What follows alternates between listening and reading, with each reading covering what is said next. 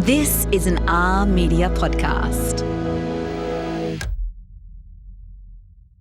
Love has never been one size fits all, and these are the stories we love to tell at the Australian Women's Weekly. For over 90 years, we've been bringing you stories of hope, of heart and connection that reflect the world we live in. And now it's time for a new chapter with the Australian Women's Weekly Love Stories podcast. This episode is made possible by Vixen. Hi, my love. It was so good catching up with you last night. Gosh, I had fun. Anyway, quick update. I want to tell you about the chat I just had with Jessica Rowe and Peter Overton. I think Pete's got a side hustle as a matchmaker, and I feel like we both need to sign up for the service. Anyway, tell you all about it when I see you next. Love you. They say that opposites attract. But surely, if you have two opposing things or people, this opens you up to all kinds of recipes for disaster, right? I mean, if you look at them on the surface level, Jessica Rowe and Peter Overton should not work. She's the flamboyant, costume-wearing, cat-loving, snort-laughing extrovert, whereas he's the more serious and steady face of the evening news. He's the guy that guides us through the events that have shaken our world. But when you put these two total opposites together, something magical happened. And it's this beautiful yin and yang that has created a life and a love that has seen them through highs and lows and created a beautiful family unit along the way. So, how did they do it? That's what I'm excited to talk to them about today as they join us on the couch for a whole new episode of Love Stories. To me, the most wonderful thing is Petey is my rock. Mm-hmm. And I know come what may, he is always in my corner. And to have someone in your life who believes in you, who is there, whatever, there's nothing more that you can want. And the best decision I ever made in my life was saying yes when Petey asked me to marry him. I'm Tiffany Dunk from the Australian Women's Weekly, and this is Love Stories. Jess and Pete, welcome to Love Stories. It's so lovely to have you, and I love that you've dressed appropriately. Oh, Tiff, I've got to, bring the outfit for you. And we're so excited, aren't we, Petey? Beyond excited, yeah. Jessica. Love. It's what makes the world go round. It is. It's a reason 101 songs have been written about it. So I guess I'd love to ask, if there was a love song that summed up your relationship, what would it be? Oh, man, I've never ever been asked that. I wouldn't have a clue. What about Love Cats? Well, what was our wedding? Oh, well. What was it? That's a good start, isn't it? We can't remember. No, it was Bert Bacharach. Yeah. And, shall I sing a lovin'? But So I can't remember. But well, no. You know what? What's new, Pussycat? Was what we danced to. That's it. Because we were trying to remember what we actually walked down the aisle to. That's what we can't remember. But What's New, Pussycat was our bridal waltz. Which I had no choice in the matter because of your love of cats. But you love cats too. And that was a big. If you didn't love cats, I don't think I would have fallen in love with you. Anyway, so I suppose, What's New, Pussycat? Whoa, whoa, whoa, whoa. And also we had cats as our wedding cake. Aww. So my cat, which then you adopted, yes, Audrey, was at the side. We got a replica of her.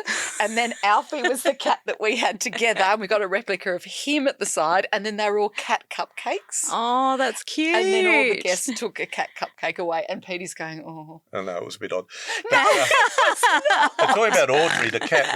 When Jessica and I came together, and we'll tell you how all that happened if you'd like. Yes. But when we first met all those years ago, Audrey was a cat that had had 8 of its 9 lives. Right. And had lived with Jessica and was... So I think I had my first sleepover and we're sitting on a couch like this, a red couch at Jessica's apartment. And anyway, I think I went to put my arm around Jessica like that and then like this, and suddenly this cat just leapt and just hung off me like, you are impinging on my space here. This is my human, not yours. And then I may have had the sleepover and your it was a double bed, and suddenly Audrey was hanging off my feet, hanging off the back of the bed because I had moved in and cut her grass. Wow. There you go. This is off how to you an know. amazing start, this podcast, isn't it? Look, I also, as you know, am a fellow cat lover, so I am here for these stories. I am. But I do want to ask how you first met because, Jess, you've told me this story before, but I'd love you to tell everybody else. Well, many, many years ago, I did work experience at Channel 9, and that was when we first met. I was a receptionist at the Wide World of Sports, and on the weekends I'd go up to the newsroom and I'd basically be running scripts for people, making coffee, doing whatever. And you were a sports reporter at the time, and I remember, thinking, oh, wow, and you were so kind because you took me out on some stories as well. But at that time, we were very much, I was a uni student, Petey was at a different part of his life, and then we sort of went our separate ways. Oh, very much so. Like there was, it was just hello, how are you, and came out on a news story. Yeah. And I was wearing overalls. Yep, I do remember those. Oh, well, there you go. But then fast forward and The Logies. 4 years ago, more. No, longer because we've been married 22 years. Okay, so 25 years ago, let's say. It was the 2001 maybe. Anyway, we're at the Logies and we're in that nightclub afterwards, and you came over and said hello, and I got you a champagne and we chatted away. That was that. Well, not even that was that. I was talking to you and no, not that was that. And I was thinking as I was talking to Petey, why can't I meet a nice man like this? Oh. Because I was dating at the time. No. No, but anyway, let's put it this way. I wasn't having much luck with men at the time. Sure. And so how about that? So I was talking to Petey and just thinking, oh, this is the sort of man that I would really love to have in my life. And again, we went our separate ways. And Well, I just started at 60 Minutes as a reporter and was not interested in dating any relationship whatsoever for various reasons. And I was totally focused on this absolute your career. Yeah, and this, super tanker of a program that I just had to invest 100%. Well, that must have felt like such a milestone to get to because as a journalist, that's really the biggest job, right? It was wonderful, yeah. but it was full on scary, and, when you're brand new. But we had met and we had a lovely chat, and that was that, and off we go. And then I got a call from a guy called Tony Peters, and Tony was a sports reporter at Channel 10 who worked with Jessica. Because I was reading the news at the time for Channel 10. And he had a very high-pitched voice. Anyway, took a call on my mobile one day. He said, "G'day, mate, it's Tony Peters here. How are you, mate?" And I said, "Oh, good, Tony. How are you?" "Mate, ask Jessica Rowe out on a date." And I said, "What do you mean? Mate, I'm at 60 Minutes. I've just started. I don't know which way's up. I've just got to..." No, mate, ask her out on a date. She likes you. She wants to meet a bloke like you. Look, she'll probably end up marrying the local barrister, but just take her on a date." And I was... No, mate. He said, "Go on, just do it. Will you just do it, okay?" So he just kept chipping away at me for 20 minutes, and I said, "All right, okay. If she rings me in the next 10 minutes and asks me out, I will do it." Oh, okay. So then my phone rings, and I hear, I go, "Hello, hi Peter, it's Jessica Rowe," and I remember distinctly saying, "I like your style." Aww. And we went out. I was going to Perth, I think, on a Monday to do a story on Greg Norman and his massive boat. And I said, "I've got Sunday night free." And we went to a restaurant in Balmain called Blue Ginger, and we've been together ever since. Yes, but it took some time in the sense of I knew before you did that this was the man for me. And I had sort of, got to the point where I knew what I was looking for. And I was at that point in my life where I really did want to settle down, for want of a better word, and to have a family and to build a life with someone. And there was so much about Petey that was right for me. And so in terms of picking up the phone and asking you out, I thought I've got nothing to lose. And I think it's really important for people to do that. I agree. To get out of their comfort zone. What is the worst thing that could happen? The worst thing that could have happened is Petey said, "No, all right, so Well, I be tried it. for 20 minutes. And you see, I didn't realise that. My lovely friend Tony, he just walked across the newsroom and he used to call me Bombshell. He just went, Bombshell, he'd love to take you out. Ring him. So I rang, and if I'd known that Petey had to be convinced, it would have probably been a harder conversation, and I might have thought, oh, no, I don't know if I can pick up the phone. But I really think for anyone who's listening and thinking, oh, should I? Yeah. What do you think? Do it.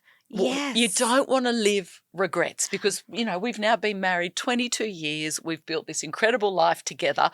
What if I didn't pick up the phone? Yeah. 100%. Imagine if I didn't. Yeah. Imagine. Your life would be so boring, So different. Petey. But what's interesting is a little bit of context. I just come out of a marriage and I was, breaks. Yeah. So I just got to figure all of this out. And fast forwarding, I say to a lot of the young women at work, I seem to have a lot of great female friends at work and male friends, but they talk to me. They talk to me about a lot of stuff.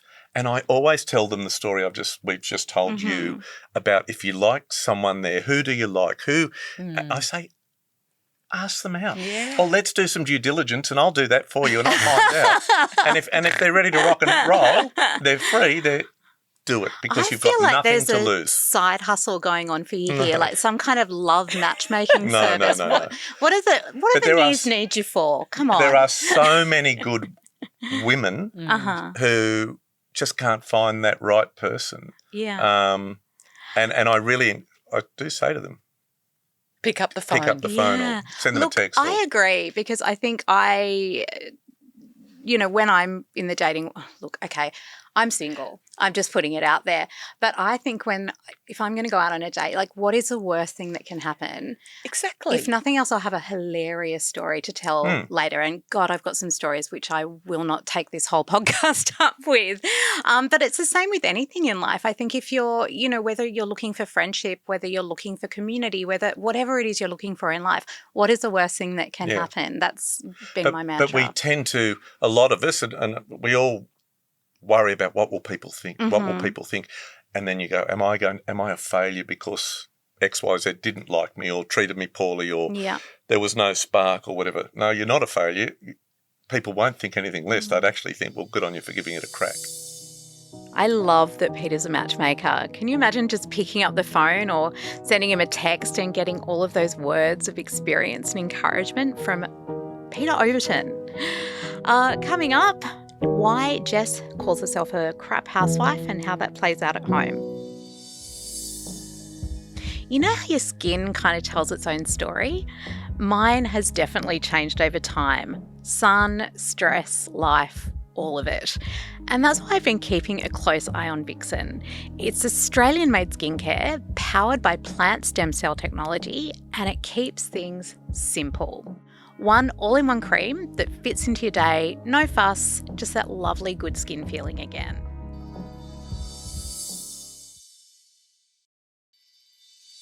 You mentioned just that you were like, this is the man for me, this is exactly the kind of man that I need. But I know you've both spoken about before the fact you're very yin-yang. So how did you know that what you needed was the opposite of you?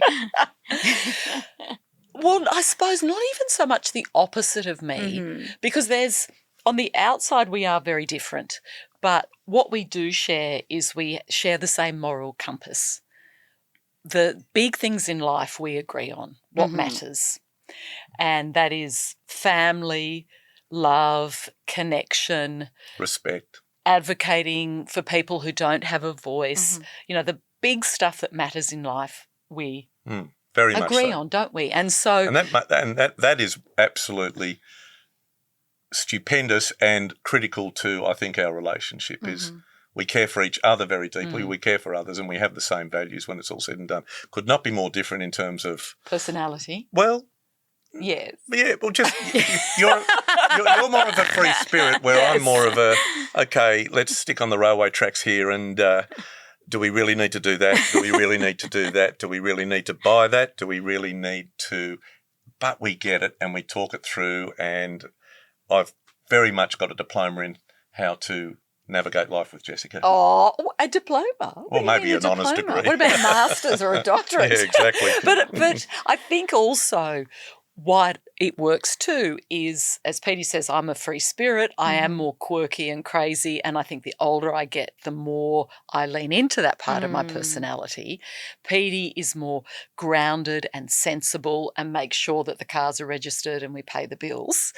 But so he earths me, grounds me when I need it, but then at the same time I lighten Petey when he needs it too. And so I think we enable and allow each other to be who we are. We're very much each other's advocate.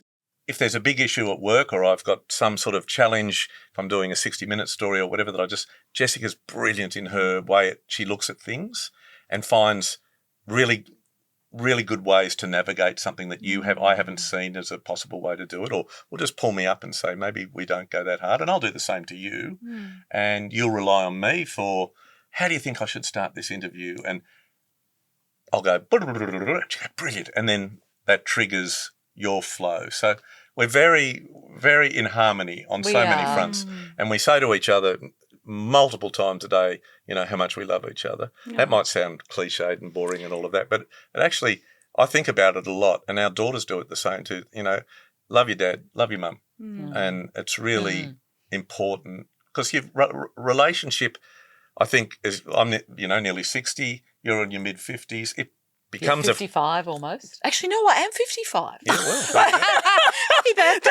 But it becomes, just in case you missed it. It becomes a friendship more than anything. It's, it's still got the wonderful spark and all of that, but it's a friendship and it's a supportive existence. And we have two daughters who they're very much our focus, and we're very much on the same page about how we bring them up and the values we've instilled in them, and we see them in those kids. So I suppose that the overarching headline of all of that is it's a love story, and it is love. It is, and a great devotion to each other. Yes, and a friendship, and I know, to me, the most wonderful thing is Petey is my rock, and I know, come what may, he is always in my corner. And to have someone in your life who believes in you, who is there, whatever, there's nothing more that you can want. And the best decision I ever made in my life was saying yes when Petey asked me to marry him. Aww. It was. In the bathroom of your apartment in Clovelly. Yes, as I was getting out of the shower. Yeah. What did Audrey say is what I want to know. I had it all planned. I'd actually gone to ask her father, and he looked at me and he said, well, so what are you going to ask her? This was on the Saturday morning. I said, in a week's time. He said, you've got about an hour because I'll tell everyone. And I thought, shit, what am I going to do here? So I drove back to Clovelly and I said, Jessica, and I asked her to marry me. And then I told her why, because your old man was going to blow my cover. And remember too, you also went to Mum. You asked. Yeah, that's right. I asked your mum too, and they both gave you away at our wedding, which was magnificent. And there you go. And that was 22 years ago. Yeah, We've been married 22 years, Petey. It's amazing. Amazing. Isn't it? Amazing. That's it is, though. I mean, we do drive each other bananas. Yeah, tell me about that. Like, what is it about each other that drives the other one crazy? Petey's like my time caller. Like, I like to take time to wake up in the morning. I need to have a coffee. I like to ease into my morning. Petey is beautiful, though. He will bring me a coffee in bed every morning. But even before I've opened my eyes, Petey is asking me questions about, you do know, Pussycat, that this is coming up later today, and then do you know next Thursday there's this, and then the week after that we've got that. And I'm just thinking, I haven't even been awake for 5 minutes and you're bombarding me with this information. So that can be a bit irritating. Yeah, well. And and recently, I suppose, with Petey's wrist, which has been quite tricky for him, he likes to do things and he's very organised and tidies around the house, which I don't. So he now is nagging me a lot to do things, but I don't do them. Well, no. I mean, but you are the crap housewife. Well, exactly. I was going to ask if that meant you were the domestic god, and it feels like, yes, you are. He is. He's very good at the dishwasher, the vacuum cleaner, So much so that even when he came back from hospital, I'm going, will you please put the vacuum cleaner down? Do not empty the kitty litter. You are meant to be resting your wrist. But he can't sit still. Oh. Yeah, that's life, right? Well, it's how we exist. But again, it's you're great. You know, you're an exceptional mother. You know, and the kids absolutely. I talk to them about and I see the relationship they have with you, which is something to behold. The trust, everything the way you communicate with them is really quite magnificent. And we have, I believe, two magnificent young worldly women because of you and hopefully some of the values I have. And you, but, my so darling. that works well. But I love I'm a handyman, love doing all that sort of stuff. And this has stopped that. But yes, I'm very keep the train moving. What is irritating for you? About you? Yes. Oh, so much. I think spaghetti bolognese 30 nights in a row is irritating. I think a messy house. I think that you believe we have a paddock that is a money orchard and you just tap and I'm out there hosing this thing saying, you know, we got to grow more, you know, in all seriousness. And I'm a slow driver too. You're a very slow driver because I've discovered as you take me to work because I can't drive, I think she could, I say, you know, Gregory and Car Funerals would like you to drive for them. Well, it's making sure everyone appreciates the outfits But as we you do go laugh. past, right? Exactly. And I like to do 40Ks. And then I'm looking at Petey chatting. He's going, will you just look at the road, please, and perhaps drive a little bit faster? Life is a constant school zone with Jessica driving. And what about, could I say, this was quite lovely, when Petey did have to be in accident and emergency with his wrist. And we were in the sort of the resus bay and they had given him some quite heavy painkillers and Fentanyl. things. And as he was to coming, realign my smashed up arm. yes, and as he was coming to, he's looking at me, he goes, oh, Pussycat, I love you so much. I think we need to renew our vows in here. In the emergency department of a major Sydney teaching hospital. Can we renew our vows? And I'm my like, God. maybe So not this right away. this was the coming out of this. I mean, I was smashed up. And what a thing to say. And then all these doctors and nurses just, wow. But there you go. But isn't that lovely? That was beautiful. That is what he deep-seated. wanted to do, like renew our. He's like, oh, I love you so much, Pussycat. Let's renew our vows. Coming up, the story of how Jess and Pete got through the absolute roller coaster journey of IVF. Have your tissues at the ready because this is really going to pull on some heartstrings. I'll see you soon. A warm hello to our new listeners. I'm Sophie, editor of the Australian Women's Weekly, and we're so happy you're joining us on this new chapter. For over 90 years, the Australian Women's Weekly has been a trusted home of real love stories, the kind that are messy and funny and quietly miraculous, just like real life, and just what we all need right now. Now, with the Australian Women's Weekly Love Stories, we're wrapping those stories around you in lots of new ways. Online, in your ears, wherever you are, making it easy as possible for you to enjoy. So, if you've grown up with the Weekly or you're just finding us now, welcome. And we'd love you to come on this new adventure with us, exploring every kind of love and the real things that matter to all of us. And because you're listening, and we value that, we've got something special just for you. A discounted subscription to the Australian Women's Weekly so you can dive even deeper into the stories you're liking. Just head to womensweekly.com.au to find out more. And thank you so much for being part of our Love Stories family. Now back to the chat. You mentioned a little earlier you were ready to have kids. You knew this is a man you wanted to do it with. Talk to me about starting a family and what that was like for you guys as a couple. Well, once Petey saw the light and realised that I was the woman for him when you proposed, and very much we did want to have a family, and we had as many families or as many couples think it's going to be easy. And for us, it wasn't as straightforward as we hoped. And so then we had to go through IVF, and that was particularly difficult. And I think anyone who goes through it deserves a bravery medal, because you do not expect every step of the way for there to be these stops and starts. And I had assumed, like I think a lot of women do, that it would just happen easily and naturally. And so there's a real period of time where you're thinking, what if I what if we can't be parents? And we really wanted that. But the IVF also was happening while you were in that terrible time when you were host of Today's Show and, you know, the pile on and all of that. And you were travelling I was too? travelling for 60 minutes non-stop. It was, you know, everyone has challenges, but it was full on.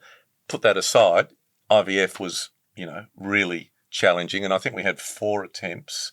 And I remember was it the 3rd attempt, and we'd driven down to the south coast and we were in Huskisson and we pulled over in the car. I can still remember it next to the park and you could see the water. And we were waiting for the nurse or the doctor, the nurse to ring to say, it's on, it's taken or not. And we sat there and the phone rang and I think we convinced ourselves it was 3rd time lucky, and it wasn't 3rd time lucky. And I know with the Today Show pressure and then what a woman goes through, what you were going through with the rigours of IVF. It is hell on you, not on the man, hell on you, on the woman. And I remember turning to Jessica and saying, you know, I'm really cool if we don't have children because I don't want to see you go through all of this, the pain, the challenge, etc. I can just love you and we'll be absolutely wonderfully happy for the rest of our lives. She said, no, I've got to give it another go. And so we did. And I never forget, I was travelling like an absolute madman at 60 minutes and I just got back from a big trip and they said, you've got to go again next Friday. And I said, I can't.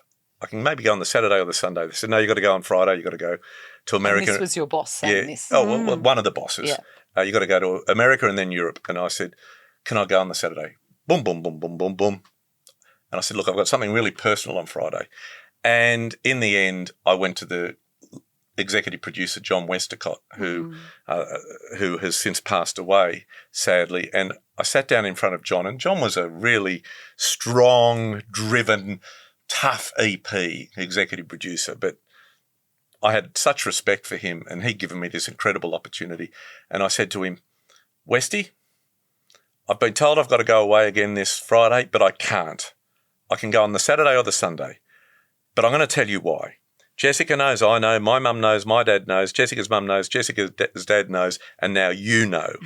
We're having our 4th attempt at IVF this Friday, and I've got to be here to play my part. And Westy was a tough, strong man, and he got really, really emotional. He said, you'll be here. You'll be here. I said, oh, thank you. So all well and good. And then with IVF, 2 weeks you get a blood test to say you're pregnant or you're not. Yeah. And so you got on the plane. I got on the plane and we worked out that I'd be in Milan doing a story and that the results would come at 9 a.m. Sydney time, which was early hours of the morning, I think, in Milan from memory. And I was in the Milan Hilton. We picked the day we knew and I'm lying there in my Qantas jammies and I had my Nokia phone. iPhones weren't invented. Yeah. And it rang. Hello. And all I heard was Jessica say, you're going to be a father. Oh. Yeah. It's the best. Oh. It was so special, wasn't it? And that was Allegra. And we called the bump Milano. Yeah, because Petey was in Milan. So she was known as Milano until she was born. Yeah. 19 years on, that still gets you. Yeah. But it's so it was it was an amazing time. And then we thought, well, we'll go again. And I'll never God, the things you remember. So we went to the fertility doctor, beautiful doctor, Rowe, and she said, righto, you've got to start the protocols. IVF again. And anyway, I'm sitting in gridlock in the Harbour Tunnel. But what was happening, though, was with the IVF, though, I had to wait until I had a period so then they can do ultrasounds and then you begin. But I wasn't getting a period. And it was like, could I possibly be pregnant? Oh, wow. And I thought, no, surely not after having to go through all the IVF the first time round. And I thought, maybe I am. So I didn't tell Petey that I was doing a pregnancy test. So I went to the supermarket. I remember I got some pregnancy tests and caramello koalas, and I did the pregnancy test. Well, there was your clue, right? Yeah. Yes, indeed. And so then, I'm in the Harbour Tunnel driving home, and you just literally in gridlock, and Jessica rang and said, I've got some news, and wow. Giselle was naturally conceived. Yeah. That's amazing. That's amazing. So the girls are very close together in age, aren't they? About 2 2 years. years. Yeah, 2 Yeah. years. Yeah, wonderful. You mentioned before that the love word is constantly being said in your house. Do you feel that the fact that you say it so freely is why you have such a close bond with the girls? I think there's many things that add to that. Both Petey and I, we are very involved as parents, and we have been from the beginning. And we talk a lot to the girls, and we have since they were tiny, because, we love talking and communicating. And I think because we are open with them, in turn, they are then open with us. And sometimes, especially when they were little, I'd find myself going down all sorts of rabbit holes explaining things, and they'd be like, we didn't ask that. And I'm sort of then offering this and this and this, like, oh no, maybe we don't need to go down that path. But it's about just being open and always, for me, I'm such a strong believer in, especially as they get older, often you think as parents you're going to be dispensing information and sort of wise and saying this and this and this. But no, they actually teach you a lot about yourself. And as well, often when you want to talk to them, they might not want to talk, but you have to be there when they want to come to you, to not sort of say, I'm too tired, go away, this doesn't suit. If they actually come to you and say, I need to talk, you put everything down and you're there for them in the moment. I think from a very young age they've been very, very easy to talk to and to talk to us. And I can still remember walking to school, holding their hands, and Allegra asking me very, very personal questions about what was happening to her body. Really? Didn't flinch, just asked me, and I said, well, that, and I didn't flinch either. I said, well, this is what's happening, and, and I can still see it walking down the street. And I thought to myself, and I probably rang Jessica and said, wow, that's cool. And I have driven Allegra to school, even though there's a bus outside the front of the house. The best thing I have ever done is drive her to school every day because, and that's through her high school years, and she's just finished, and I'm missing it so much because we drive along, there's no eye contact necessarily, but we just chat. Yeah. And she just chats. We get a coffee, all of that sort of stuff. And it's as I reflect, that'll be one of the great moments of raising our daughters, is that going to school together and having the ability to just talk. And I call it also the purity of the love. I love Jessica, obviously. I love my mum and dad, my siblings, my mates, but I've never loved in such a pure way. And I call it the purity of the love. And I tell the women in our newsroom when they're pregnant, I say, I wish them well and how well they look. And I say, just when your little one arrives, I reckon you're going to feel like I feel when ours arrived, the purity of the love. And they all come back to me and say, you were so right. Yeah. It's just the best. And do you find as well, like now you've got the purity of love with your kids, it also gives you love of each other in a completely new way as well? Oh, I think it's not even so much in a new way, but I look at Petey as a beautiful role model for our girls. And I think for them to see what a good, decent man is and to grow up with that and to see how he talks to me, how he's involved with them, all of that means so much to me. And I love that. And I look at Petey's dad, who's the most beautiful man, and they're so alike, he and his dad. And I think what a role model Petey's had about what being a good man and a father is all about. So that also deepens, I suppose, yes, the love that we have for each other. But also as a family, I think we are such a tight unit, and that is such a privilege because we never take that for granted, but it's also something that we've worked very hard at making happen. That's it, isn't it? It's like, it's all well and good to say, oh, we're close, but there is work that goes into that. In any relationship that is this strong, you have to keep working on it. You have to keep communicating, listening, copping it around the chops from them. And look, it's not all, roses. They give it to me. They absolutely give it to me. Yeah, poor Petey. Like, he's the only other male in the house. Yeah, except Freddie the cat. Is Freddie the cat. So because there's Daphne the dog, Daisy the cat, and what's the Diana. other? Diana the cat. Oh my godfather. But and Petey, and we don't mean to, but the girls and I, we do tease Petey sometimes because he is quite teasable. But what's nice, we don't talk about my job. They don't necessarily watch the news every night, whatever. But Giselle especially will say to me, I'm really proud of you, Dad, with our achievements in work and whatever. And that means an enormous amount when your child acknowledges your work. And she also pulled me up a couple of years ago where I do a lot of charity stuff, way too much in the end. I've done it for decades. And this isn't going, whoa, aren't I unreal? But it was one Friday night I was dressed going out. Friday's my day off. And she said, you know what, Dad? Really great how you help everyone, but don't forget us as a family. Oh. And that was from a 14-year-old, and it really, really resonated with me. Yeah. And that's my measuring stick as to how I approach a lot of stuff, is her wisdom in saying we're actually really important to you. Yeah. And that is the thing too, that they teach us so much. And again, Giselle, in another moment when she was so wise, because I'll say, oh, look at this beautiful sunset. Wouldn't it be amazing to paint that? And she said to me the other day, Mum, you often say that. Why don't you paint it? Mm-hmm. Yeah. What's the worst that can happen? Yes. So To the start of our podcast. Yeah. do it. So have you? Not yet, but I'm going to. Good. Like those things that you forget sometimes, you're doing all these teachable things with your kids saying, do this, do that. But then you can often lose yourself in the midst of that. Yes. And for Giselle to say, well, Mum, what about you? She's very wise. You're so busy looking after everyone else. What about you? I love that. I want to go back to your daughter congratulating you on your work, and I want to congratulate you on your work as well, because you've hit a really significant milestone this year. 15 years. As number one.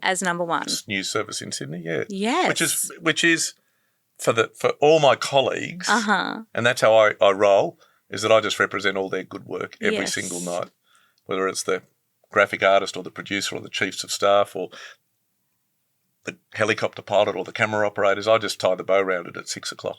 But it's a huge achievement for our team. Petey's being humble there, which he always does, and looks out for everyone else. But I also want to applaud you too, Petey, because you put an enormous amount of yourself into your work, and it's something that you've wanted to do since you were a little boy, and for you to be achieving it in such a successful way. No, but still, Petey's never good at taking the accolades himself, and I'm so proud of you because it's an enormous achievement. It is. Well, yeah.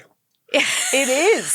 You're deeply uncomfortable right now, but it is. I think this is my 35th year at Nine. I started as a young sports reporter.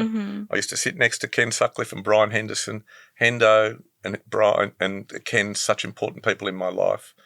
And then to be doing what I'm doing now, and to have read the news for 17 years, 15 years as really strong number one. And then for, someone like Marty Henderson, Brian's widow, who I keep in touch with, to say, Brian, I'd be really proud of you, is just, that's what rewards me. And I used to go around and have a cup of coffee with Brian and Marty long after he retired. And what was, really quite humbling was I knew the last time I saw Brian, he wasn't well, and I went round for a cup of tea and I gave him a hug and I said, I love you, Brian. He said, I love you, Peter. And I knew that was the last time I'd see him. And then Jessica and I were walking the dog and the phone rang, and it was Marty, and he said, Peter, Brian wants to say something. And Brian got on the phone, and he, in a weak voice but with still that wonderful, I could see the sparkle in his eye and the twinkle in his voice, he said, Peter, I really would love you to deliver my eulogy at my funeral. Oh, gosh. But he said, make it funny. No sadness. Yeah. I've had a great life. Oh. And it was a real honour. Wow. So I tie all that together. Yeah. And I put, you know, I love Brian and I love what we've achieved. So it's really Yeah. good for everyone. It is. Yeah. And I think as well, I've been thinking about this too. You know, you get up there at 6 o'clock, you deliver the worst news of the day. You usher us through the people at home who are listening to it. You usher us through this news in a way that makes it relatable to us, that makes us be able to make sense of it. And you do it so calmly Thank and you. so beautifully. And his humanity. Yes. I think for Petey, that's probably what I fell in love with as well. His humanity. He sees everyone. He is interested in everyone. And he asks people questions. He wants to know about people's lives, and he means it. He'll ask and he'll stay for the answer. And I think in everything you do, your humanity and your decency and goodness, it shines through. And it's such a that's as I said, but it's what I fell in love Thank with. you. Thank it you. is, Petey. Thank And you. it's still intrinsic to who you are. Yeah. Well, don't go changing, right? No, Just be who you are. Yes, but Parents break you up like that. Yeah. But the thing is, as we know, not a lot of people are like that in the world. There's a lot of disingenuous people, and you are the antithesis of that. Thank you, Jessica. Yeah, see, he doesn't like the Yes. compliment. But Anyway. I know he's All this- squirming a little bit here. because he likes to put the spotlight on other people. Yeah. Pete, you and I spoke about this earlier. You know, when bad things happen in life, a lot of people put a very brave face on, and you're someone who puts that brave face on as you're reading the news. How do you do that, and how do you still keep hope in this time? Great question. So it's often good evening, here's what's not so good about your day. And there's a lot that's not so good about the world. Hope is, I'll use the example of COVID, that we always just did the facts for our COVID bulletins, and we had huge audiences because people were at home and there was this absolute clamour for information. But we always used to do a story of hope every night because we needed that. People had to have hope. You can't just bury them in negativity or this is not looking good. And we still do that at night. We have a wonderful reporter called Mike Dalton who does our great, interesting, quirky, hopeful stories. I find hope all the time. I know there's good people out there that gives us all hope. As a news presenter, journalist, I find that I'm strong. You have to be strong because it's up to the audience to have their emotional reaction to the story. And I think that's my mantra. However, there was one story which I will never, ever forget. And you remember that magnificent mum and her daughters in Brisbane, Hannah, and her estranged husband torched the car with them all in. And that was so hard. And I'll never, ever forget, we did the story of the funeral.